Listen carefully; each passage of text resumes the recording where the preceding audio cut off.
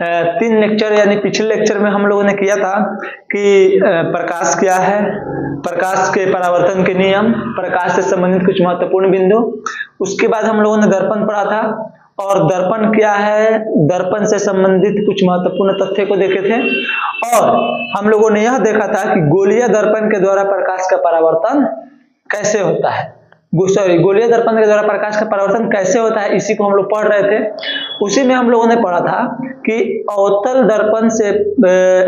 दर्पण के द्वारा प्रतिबिंब प्राप्त करने के नियम। तीन स्थिति मैंने बताया था। पहली स्थिति थी कि जब प्रकाश की किरण प्रधान अक्ष के समानांतर दर्पण पर पड़ती है तो वह फोकस से होकर परावर्तित हो जाती है। जब प्रकाश की किरण वक्रता केंद्र से होते हुए दर्पण पर आपतित होती है तो वह पुनः वक्रता केंद्र से वापस लौट जाती है। और तीसरा बताया था जब प्रकाश की किरण फोकस से होकर आपतित होती है तो उसका परावर्तन प्रधान अक्ष के समानांतर हो जाता है। यह तीन स्थिति को हम लोगों ने पिछले क्लास में कर लिया है। ठीक है, चलिए चलते हैं आगे की तरफ। आगे जो है, आगे हम लोग पढ़ने वाले हैं कि अवतल दर्पण द्वारा प्राप्त प्रतिबिंब, मतलब अवतल दर्पण से प्रतिबिंब कैसे प्राप्त होता है। ठीक है, अगला हेडिंग हम लोग का होगा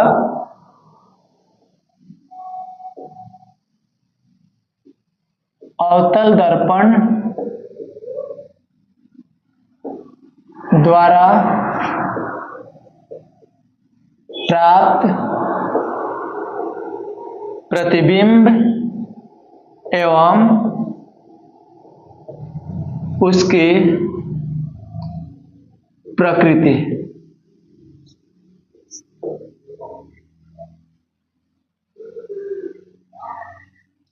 अवतल दर्पण द्वारा प्राप्त प्रतिबिंब एवं उसकी प्रकृति। हम लोग देखेंगे कि अवतल दर्पण में प्रतिबिंब कैसे प्राप्त होता है। ठीक है, देखिए अवतल दर्पण में वस्तु को 6 ऐसे जगह होते हैं जहां पर रखा जाता है और उन सभी जगहों पर रखने पर वस्तु जो है उसका प्रतिबिंब प्राप्त होता है। अवतल दर्पण में दर्पण के सामने वस्तु को 6 स्थान पर रखा जाता है। ठीक है, तो उसका प्रतिबिंब जो है विभिन्न स्थानों पर प्राप्त होता है। चलिए देखते हैं वो जगह कौन कौन सा है। सबसे पहले हम लोग यह पता होगा कि अवतल दर्पण में यह होता है हमारा ध्रुव। यह अगर एक अवतल दर्पण है तो यह वाला हिस्सा क्या होता है, ध्रुव होता है, और इसको मिलाने वाली रेखा क्या हो जाएगा, प्रधान अक्ष कहलाएगा। यहाँ पर कहीं ना कहीं वक्रता केंद्र होगा और इसी के आधी दूरी पर एकदम होगा हमारा फोकस बिंदु। ठीक है, वक्रता केंद्र के आधी दूरी पर क्या हो जाएगा, फोकस होगा स्थित। चलिए हम आगे देखते हैं कि सबसे पहले हम वस्तु को इस ध्रुव और वक्रता केंद्र के बीच में रखेंगे।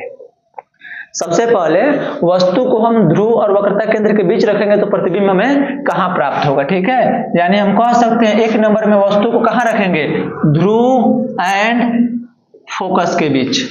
वस्तु को पहली बार हम कहां रखेंगे, ध्रुव और फोकस के बीच। दूसरी बार हम क्या रखेंगे, वस्तु को हम फोकस पर रख देंगे। दूसरी बार में हम लोग फोकस पर वस्तु को रखेंगे, एंड दूसरा क्या हो जाएगा, फोकस। तो फोकस पर रखेंगे तो उसका प्रतिबिंब कहां प्राप्त होगा, देखा जाएगा। तीसरा हम लोग रखेंगे वस्तु को फोकस और वक्रता केंद्र के बीच। जब वस्तु को फोकस F एंड C के बीच रखा जाएगा तो प्रतिबिंब कैसे प्राप्त होगा। उसके बाद जब वस्तु को वक्रता केंद्र पर रखा जाएगा यानी C पर रखा जाएगा तो प्रतिबिंब कहां प्राप्त होगा। उसके बाद पांचवा, जब वस्तु को वक्रता केंद्र और अनंत के बीच में रखा जाएगा, यहां पर C एंड अनंत इसके बीच में जब वस्तु को रखा जाएगा तो प्रतिबिंब उसका कहां प्राप्त होगा। उसके बाद 6 नंबर में वस्तु को जब अनंत में रखा जाएगा, अनंत में, तो उसका प्रतिबिंब कहां प्राप्त होगा हम इस लेक्चर में जानेंगे। ठीक है, हम बताए थे कि अवतल दर्पण के सामने 6 जगहों पर वस्तु को रखा जाता है तो विभिन्न स्थानों पर उसका प्रतिबिंब प्राप्त होता है। ठीक है, तो यह 6 जगह कौन कौन सा है, ध्रुव और फोकस के बीच, एक हो गया फोकस पर, एक हो गया वक्रता केंद्र पर, एक हो गया वक्रता केंद्र और फोकस के बीच, और अगला क्या हो जाएगा यहाँ पर वक्रता केंद्र पर, जो कि लिखे हुए हैं यहाँ पर 4 नंबर में वक्रता केंद्र। उसके बाद वक्रता केंद्र और अनंत के बीच, और उसके बाद एक हो जाएगा अनंत में। यानी 6 जगहों पर हम वस्तु को रखेंगे और उसके बाद जो है हमें प्रतिबिंब प्राप्त होगा। तो चलिए देखते हैं बारी बारी से रखकर कि जब सबसे पहले वस्तु को फोकस और ध्रुव के बीच रखा जाए तो प्रतिबिंब कैसे और कहां प्राप्त होता है। ठीक है, चलिए एक फिगर के माध्यम से हम लोग देखते हैं। मान लीजिए यह हो गया हमारा अवतल दर्पण और यहां हो गया हमारा दर्पण का ध्रुव। जब यह प्रधान अक्ष हो गया, जब वस्तु को, यह हो गया फोकस और इतना ही दूरी पर हो जाएगा हमारा वक्रता केंद्र।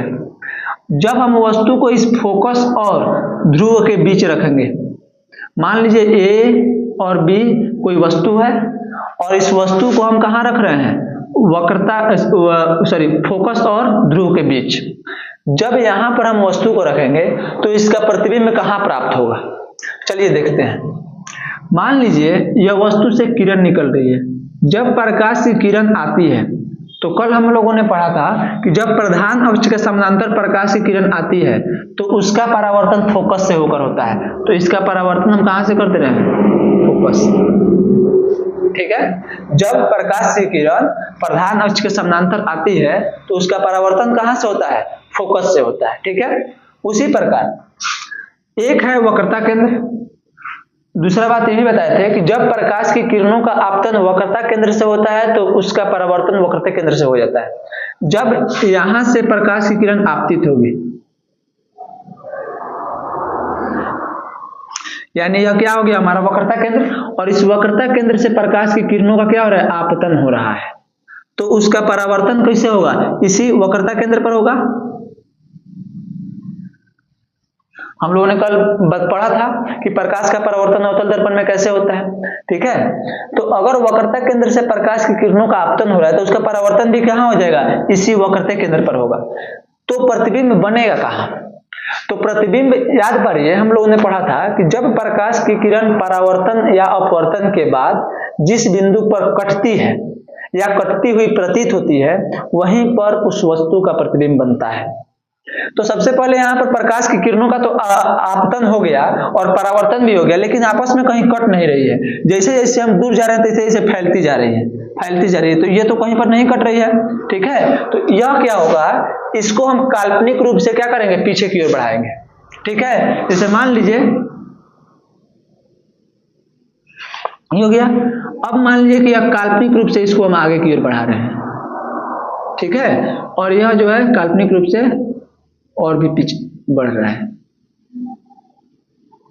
तो यहां पर कट रहा है। जैसे कि हम लोगों ने समतल दर्पण में बना था, समतल दर्पण में पढ़ा था कि समतल दर्पण में जो प्रतिबिंब बनता है वह काल्पनिक बनता है। काल्पनिक क्यों बनता है, क्योंकि किरणों के काल्पनिक कटान पर बन रहा है। यहां पर भी जो परावर्तित किरणें आपस में कहीं नहीं कटेगी तो इसको काल्पनिक रूप से आगे की ओर बढ़ाया जाएगा, तो आगे जो है कहीं ना कहीं जाकर कट जाएगी। जहां पर कटेगी वहीं पर हमारा क्या बनेगा, एक प्रतिबिंब बनेगा।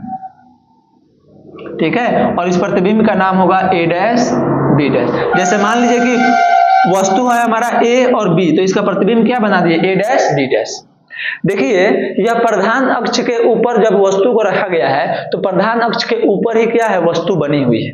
ठीक है, यह तो हो गया प्रतिबिंब। जैसे अगर आप लोगों से प्रश्न पूछे कि बताइए जब वस्तु वक्रता केंद्र फोकस और ध्रुव के बीच स्थित हो, जब वस्तु फोकस और ध्रुव के बीच स्थित हो तो उसका प्रतिबिंब कहां बनता है, तो आपका उत्तर होगा कि प्रतिबिंब दर्पण के पीछे बनेगा।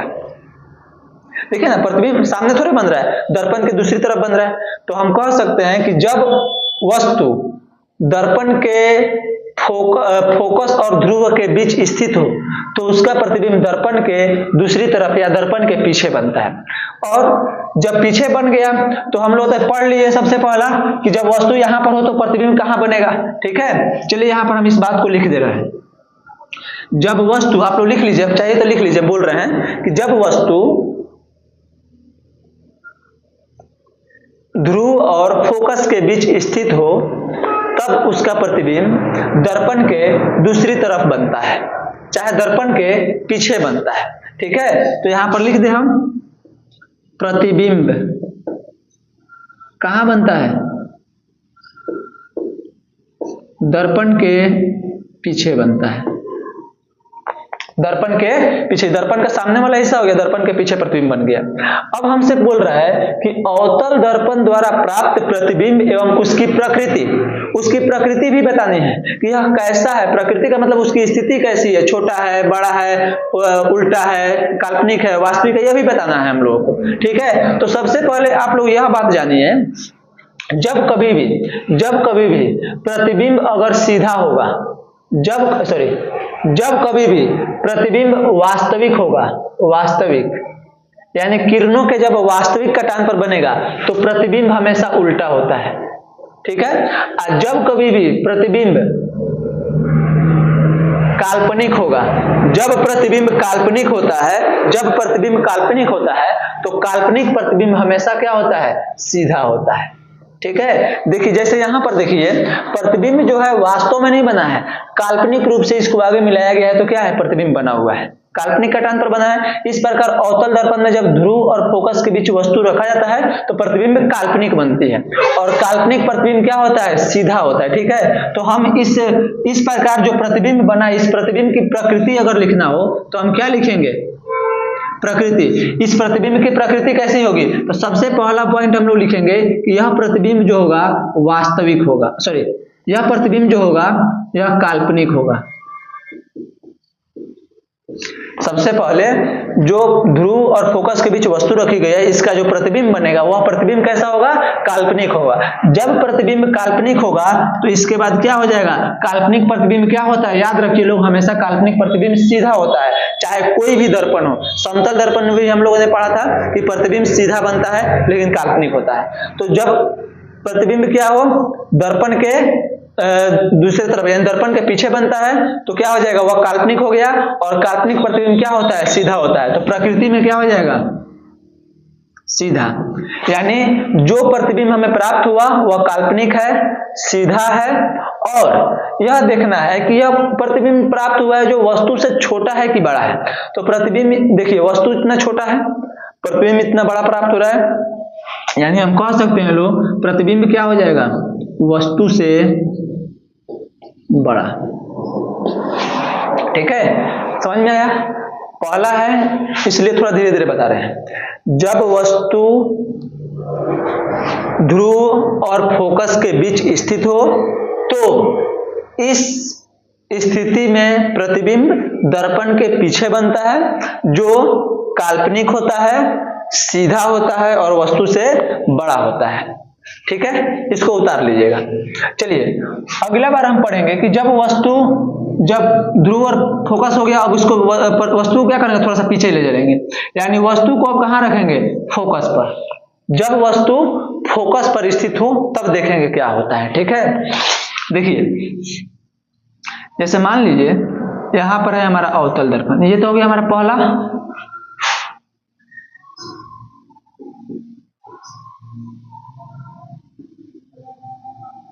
ये हो गया ध्रुव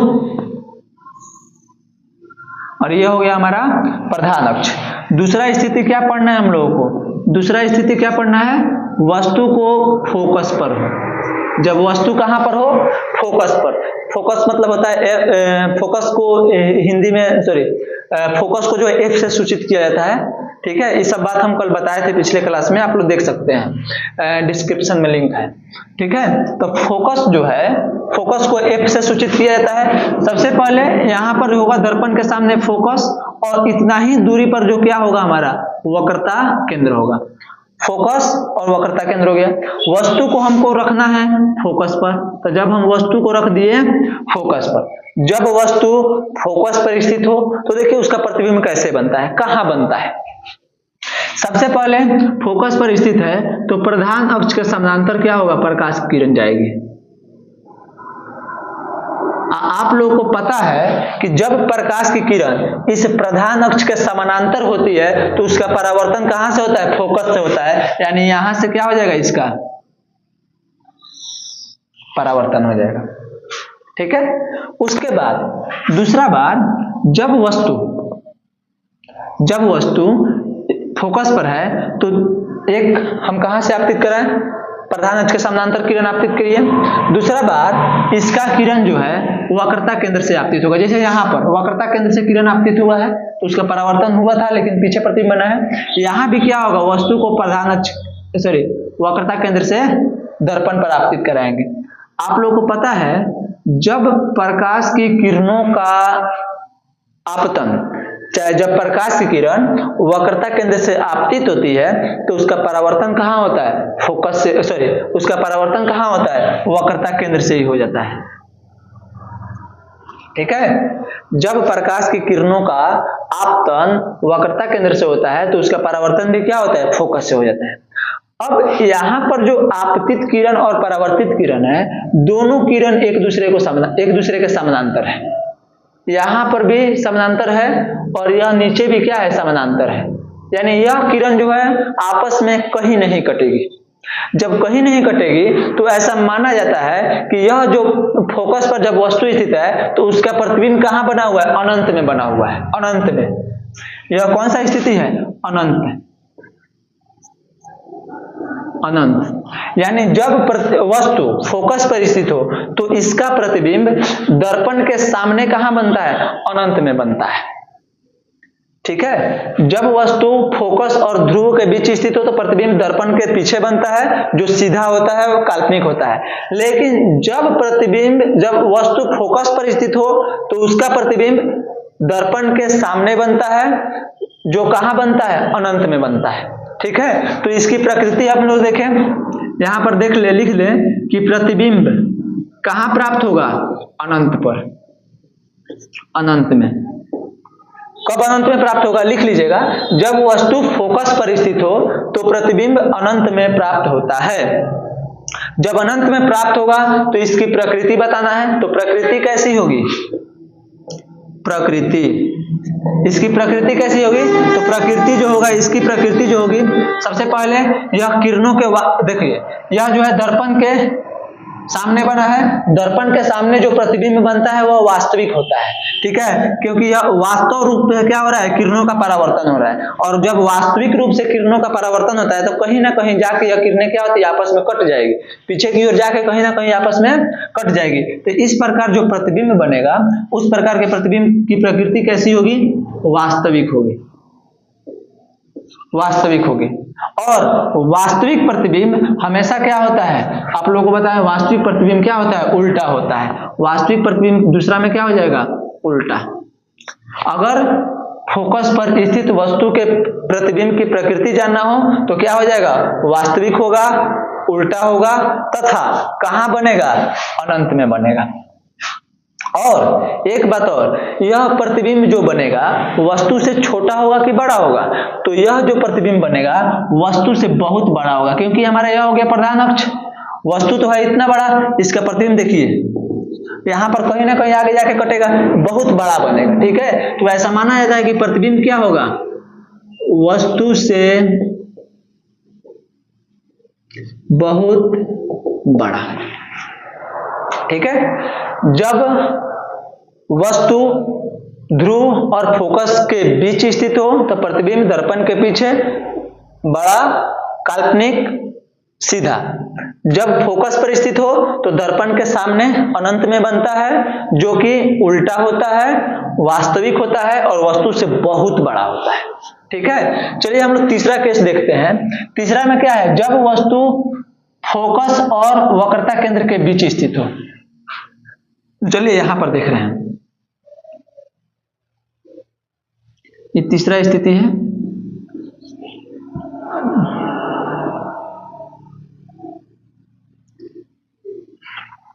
अवतल दर्पण, ध्रुव, प्रधान अक्ष, कहीं ना कहीं फोकस होगा, यहां पर हो जाएगा वक्रता केंद्र। हो गया। अब वस्तु को फोकस और वक्रता केंद्र के बीच रखेंगे। तो फोकस और वक्रता केंद्र के बीच में हम कहीं पर रख रहे हैं, मान लीजिए यहां पर हमें किसी वस्तु को रख दिए, ठीक है, और छोटा थोड़ा वस्तु बना दे रहे हैं। ठीक है, यह हो गया वस्तु, इसका नाम दे दे रहे हैं, मान लीजिए ए और बी। ठीक है, अब क्या होगा, यह जो है वस्तु, इससे प्रकाश की किरणों का आपतन होगा। एक किरण आएगी प्रधान अक्ष के समानांतर। अब प्रधान अक्ष के समानांतर जो किरण आता है उसका परावर्तन हो जाता है, होता है ना। प्रधान अक्ष के समानांतर आने वाली किरणों का क्या होता है, परावर्तन हो जाएगा यहाँ पर। और दूसरा जो किरण है, दूसरा किरण, उसको हम लोग देखेंगे कि कहां पर जाएगा, ठीक है। जैसे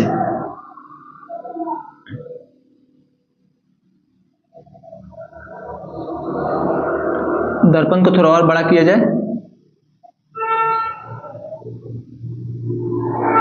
देखिए यह हो गया हमारा वक्रता केंद्र। वक्रता केंद्र से होते हुए जब किरणों का आपतन होता है दर्पण पर, तो उसका परावर्तन भी क्या होता है, इसी किरणों से होकर हो जाता है।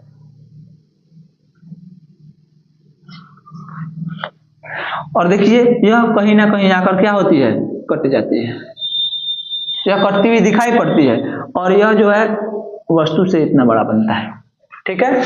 जब वस्तु फोकस और वक्रता केंद्र के बीच स्थित हो तो इसका प्रतिबिंब बनता है, कहां बनता है,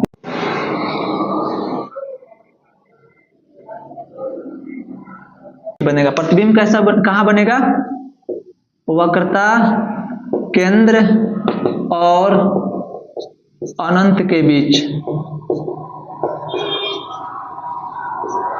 अनंत के बीच बनेगा। जिसकी प्रकृति कैसी होगी, इसकी प्रकृति देखिए, इसकी प्रकृति कैसी होगी, तो सबसे पहले दर्पण के सामने बन रहा है तो यह किरणों का वास्तविक कटान पर बन रहा है, तो सबसे पहले क्या हो जाएगा, इसकी प्रकृति होगी वास्तविक, और वास्तविक प्रतिबिंब क्या होता है, उल्टा, तो वास्तविक प्रतिबिंब हो जाएगा उल्टा। उल्टा के बाद अगला क्या हो जाएगा, यह वस्तु से छोटा होगा कि बड़ा होगा, तो यह जो वस्तु इतना छोटा है और प्रतिबिंब इतना बड़ा बना है, तो इसकी प्रकृति में क्या हो जाएगा, वस्तु से बड़ा, ठीक है।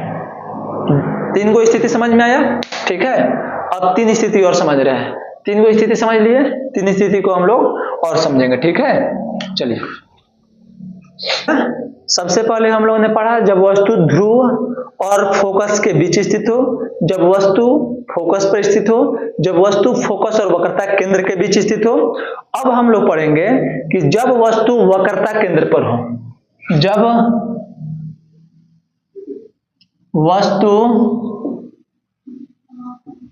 वक्रता केंद्र पर हो, जब वस्तु वक्रता केंद्र पर हो तो उसका प्रतिबिंब कैसे बनता है, ठीक है। चलिए हम लोग देखते हैं।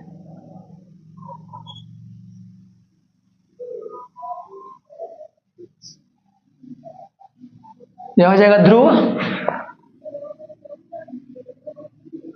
प्रधान अक्ष, इसमें हो जाएगा हमारा फोकस, और यहां पर क्या हो जाएगा, वक्रता केंद्र। वस्तु को हम कहां रख रहे हैं, वक्रता केंद्र पर।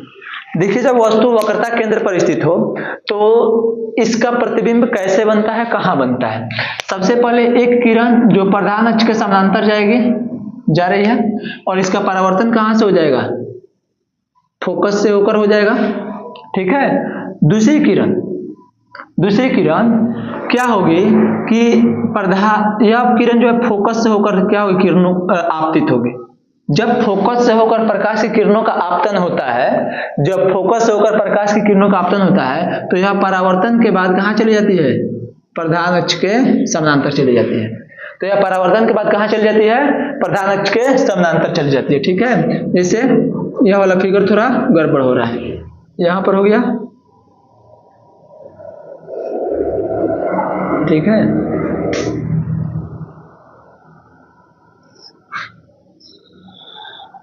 जहां पर कटेगा, ठीक है, ये हाथ से बनाया हुआ फिगर है, थोड़ा मोड़ा इधर उधर हो सकता है, आप लोग स्केल से बनाइएगा, बढ़िया से कॉपी में बन जाएगा। तो जब एक मिनट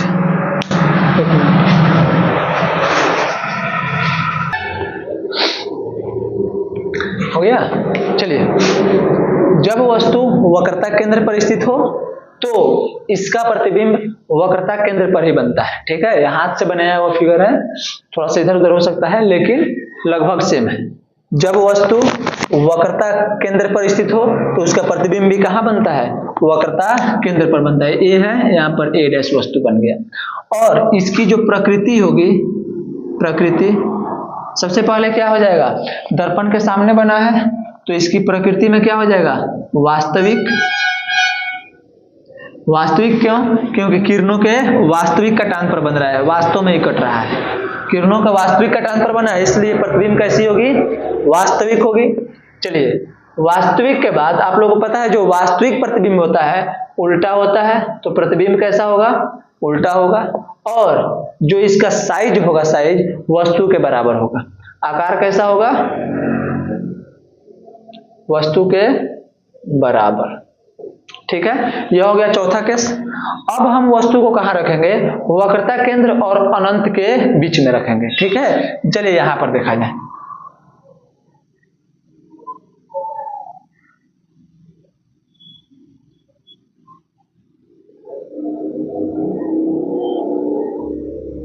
यह हो गया ध्रुव,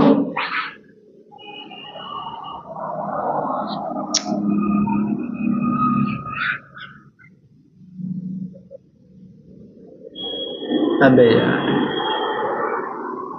हो गया, प्रधान अक्ष हो गया, लाइन थोड़ा टेढ़ा हो गया है। ठीक है, चलिए प्रधान अक्ष हो गया, वस्तु यह हो जाएगा हमारा पहले फोकस, फोकस के बाद उतना ही दूरी पर जो है हमारा एक हो जाएगा वक्रता केंद्र। और हमको कहाँ रखना है, यह तो हो गया अनंत की स्थिति, हमको क्या रखना है, वक्रता केंद्र और अनंत के बीच में। तो हमें कहीं पर वस्तु को रख दे रहे हैं, यहां पर ही वस्तु को रख देंगे। ठीक है, जब वस्तु यहां पर स्थित हो, देखिए प्रकाश की किरणों का आपतन हुआ तो इसका परावर्तन भी होगा।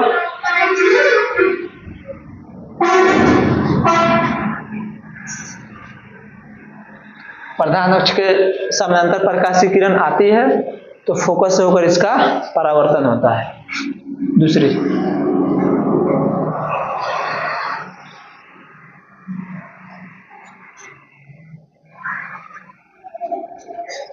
ठीक है, जब प्रकाश किरणों का आपतन वक्रता केंद्र से होगा तो वक्रता केंद्र से इसका परावर्तन होगा। देखिए यहां पर हो गया हमारा कटान बिंदु, प्रतिबिंब कहां बन गया, यहां पर। यानी जब प्रकाश की किरण जब वस्तु वक्रता केंद्र और अनंत के बीच स्थित हो, जैसे ए और बी, तो प्रतिबिंब बनता है बी ए डैश, कहां पर, फोकस और वक्रता केंद्र के बीच। इस तरह से जो है जब वस्तु वक्रता केंद्र और अनंत के बीच स्थित हो तो उसका प्रतिबिंब कहां बनता है, फोकस और वक्रता केंद्र के बीच बनता है। ठीक है, चलिए इसकी प्रकृति देखा जाए। प्रकृति कैसा होगा, सबसे पहले किरणों का वास्तविक कटान पर है तो वास्तविक। दूसरा, वास्तविक प्रतिबिंब क्या होता है, उल्टा।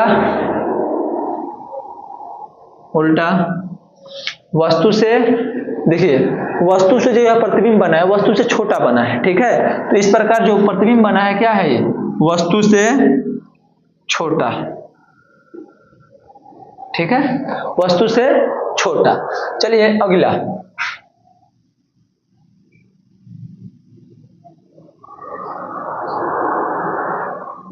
जब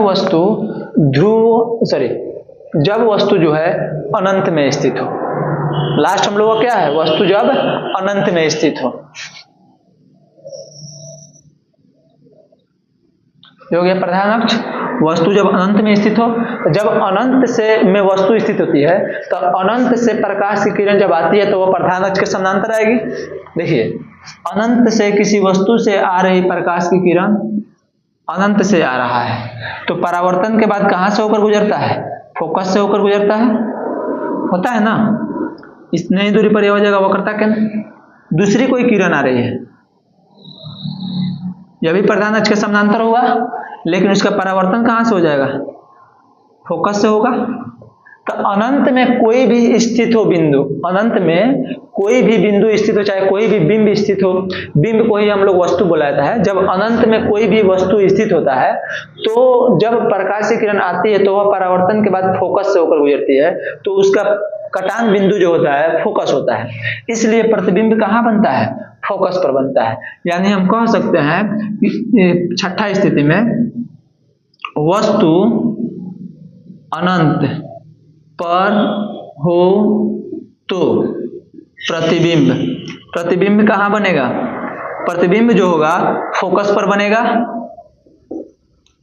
फोकस जो सबसे पहले दर्पण के सामने है तो कैसा हो जाएगा? वास्तविक।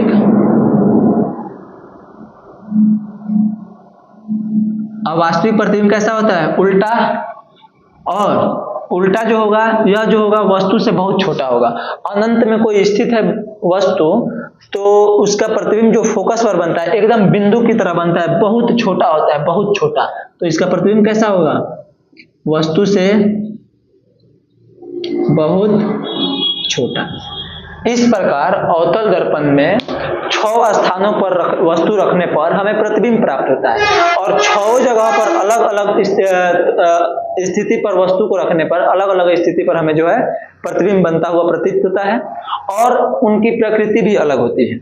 एक बात हम लोग ध्यान दिए कि अवतल दर्पण द्वारा जो प्रतिबिंब बन रहा है छोटा भी हो रहा है, बड़ा भी हो रहा है, और वस्तु के बराबर भी बन रहा है, और उसके अलावा काल्पनिक भी बन रहा है और वास्तविक भी बन रहा है।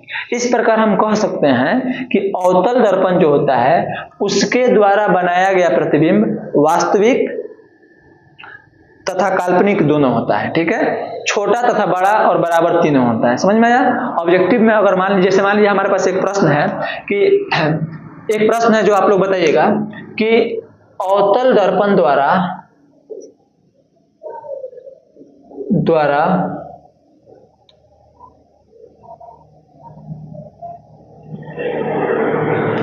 बना प्रतिबिंब, अवतल दर्पण द्वारा बना प्रतिबिंब होता है ऑप्शन नंबर 1 वास्तविक, ऑप्शन नंबर 2 काल्पनिक, ऑप्शन नंबर 3 1 और 2 दोनों। आप लोगों को बताना है कि इसका उत्तर क्या होगा। ठीक है।